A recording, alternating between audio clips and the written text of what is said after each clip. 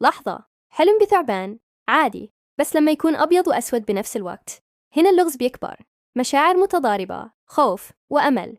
إيش الرسالة بالضبط؟ هل هو خير قادم متنكر؟ أم شر واضح يحذرك؟ قبل ما تحكمي أو تقلقي زيادة، اسمعيني كويس للدقيقة الجاية، لأن تفسير هذا الحلم المزدوج قد يكشف لك صراعات داخلية أو حقائق عن أشخاص ومواقف بحياتك ما كنت منتبهة لها أبداً. أهلاً ومرحباً بك مرة أخرى في قناتك رسائل المنام، نافذتك لفهم الرموز الخفية في أحلامك والغوص في معانيها الروحية والنفسية العميقة. أنا هنا لنفك معاً شفرات العقل الباطن ونستمع لرسائله. اليوم سنتناول موضوعاً شائكاً ومحيراً للكثيرات: تفسير حلم الثعبان الأبيض والأسود، الخير والشر. هذا الحلم الذي يجمع النقيضين يثير تساؤلات كثيرة حول دلالاته الحقيقية. لو كنت جديدة معنا، يسعدني اشتراكك بالقناة وتفعيل الجرس حتى لا تفوتك أي حلقة من حلقات كشف أسرار الأحلام. في هذا الفيديو سنحلل معنى رؤية الثعبان الأبيض والأسود في المنام، وكيف يمكن أن يعكس جوانب من واقعك أو مشاعرك. بسم الله الرحمن الرحيم. الثعبان في المنام، يا عزيزتي، رمز قوي ومعقد للغاية في مختلف الثقافات وتفاسير الأحلام. غالباً ما يربط بالعداوة أو الخطر أو الإغواء، ولكنه قد يحمل أيضاً دلالات على الشفاء أو التحول أو الحكمة الخفية. لكن ماذا لو اجتمع فيه اللونان الأبيض والأسود؟ هنا تزداد الصورة عمقاً وتعقيداً. لنحلل الأمر خطوة بخطوة. عادة الثعبان الأسود في الحلم يعتبر إشارة أقوى إلى الجوانب السلبية. قد يمثل عدواً قوياً أو حاقداً، شخص في حياتك يضمر لك الشر أو يكيد لك في الخفاء. لونه الأسود قد يدل على قوة هذا العدو أو شدة خطره. هموم وأحزان، قد يشير إلى فترة من القلق النفسي أو الضغوط أو المشاكل التي تثقل كاهلك.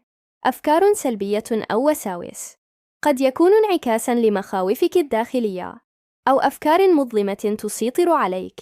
سحر أو حسد، في بعض التفسيرات الروحية يعتبره البعض رمزاً للطاقات السلبية الموجهة ضد الرأي. أما الثعبان الأبيض فتفسيراته متباينة وأكثر غموضاً. قد يدل على الشفاء والعافية، خاصة إذا لم يؤذك في الحلم، فقد يكون علامة على التعافي من مرض أو تجاوز محنة صحية. عدو منافق أو قريب، قد يمثل شخصاً يظهر لك المودة والصداقة، بياضه الظاهر، ولكنه في الحقيقة يحمل لك ضغينة أو نوايا سيئة. طبيعة الثعبان الخفية، هو عدو لكنه أقل وضوحاً من الأسود. تجاوز الصعاب أو النجاة، قد يشير إلى قدرتك على التغلب على مشكلة ما أو الخروج من موقف صعب بسلام. أحياناً يرمز للمرأة الماكرة أو المخادعة. والآن نصل إلى لب الموضوع: رؤيتهما معاً، الأبيض والأسود في نفس الحلم. هذا المزيج النادر غالباً ما يشير إلى الصراع الداخلي والحيرة. قد تعيشين حالة من التردد أو الصراع بين قرارين، أو بين الخير والشر في نفسك، أو بين رغبات متناقضة. الحلم يجسد هذه الازدواجية. وجود شخص أو موقف مزدوج في حياتك. قد يكون هناك شخص في محيطك يحمل وجهين، يظهر جانباً جيداً، الأبيض، ويخفي جانباً سيئاً، الأسود. أو أنك تواجهين موقفاً فيه فرص ومخاطر في آن واحد. الحاجة الماسة للبصيرة والتمييز. الحلم هنا هو دعوة قوية لك لتكوني أكثر حذراً ويقظة، وألا تنخدعي بالمظاهر. عليك أن تميزي بين الصديق والعدو، وبين الفرصة الحقيقية والفخ الخادع. مرحلة تحول. قد تكونين في مرحلة انتقالية هامة في حياتك، تتضمن مواجهة جوانب مشرقة ومظلمة من ذاتك أو من ظروفك. مهم جداً يا عزيزتي أن نضع الحلم في سياقه. اسألي نفسك: كيف كان سلوك الثعبانين؟ هل كانا مسالمين أم مهاجمين؟ هل كانا يتصارعان؟ أين رأيتهما؟ في البيت؟ في مكان العمل؟